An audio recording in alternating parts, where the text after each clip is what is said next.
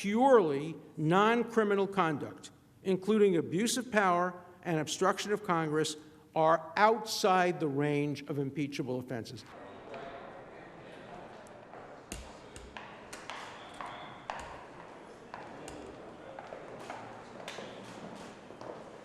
Should there be any power to impeach a president at all? And there were several members of the founding generation and of the framers of the Constitution who said no. If a president is to be subject to impeachment, what should the criteria be? These are very different issues, and they are often erroneously conflated. The House managers would have the American people believe that there is a threat, an imminent threat to the national security of our country, for which the president must be removed immediately from the highest office in the land. Because what? Not one American life was in jeopardy or lost by the short delay, and they know it. And how do we know that they know it? Because they went on vacation after they adopted the articles of impeachment. They did not cancel their recess. They did not rush back to deliver the articles of impeachment to the Senate because of this supposed terrible, imminent threat to our national security. Rudy Giuliani is the House manager's colorful distraction. But I suggest to you that he's front and center in their narrative for one reason and one reason alone: to distract from the fact that the evidence does not support their claims. The House managers talked about the Bidens of Burisma 400 times, but they never gave you the full picture. Why did Burisma want Hunter Biden on its board? Why did they want to pay him millions of dollars? Well, he did have one qualification. He was the son of the Vice President of the United States.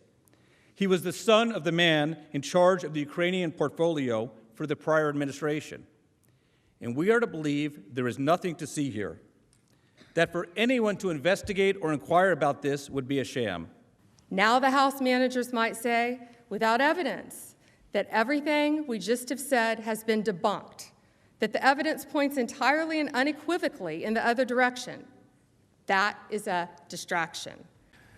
Indeed, we are living in what I think can aptly be described as the age of impeachment.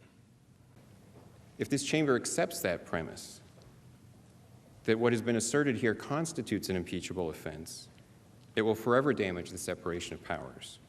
It will undermine the independence of the executive and destroy the balance between the legislative and executive branches that the framers crafted in the Constitution. It is not an impeachable offense for the President of the United States to defend the asserted legal and constitutional prerogatives of the presidency. As Professor Turley testified before the House Judiciary Committee, basing impeachment on this obstruction theory would itself be an abuse of power by Congress. Impeachment is hell, or at least presidential impeachment is hell. But it's filled with acrimony, and it divides the country like nothing else. I'm sorry, House managers, you just picked the wrong criteria. You picked the most dangerous possible criteria to serve as a precedent for how we supervise and oversee future presidents. The idea of abuse of power and obstruction of Congress are so far from what the framers had in mind that they so clearly violate the Constitution and would place Congress above the law.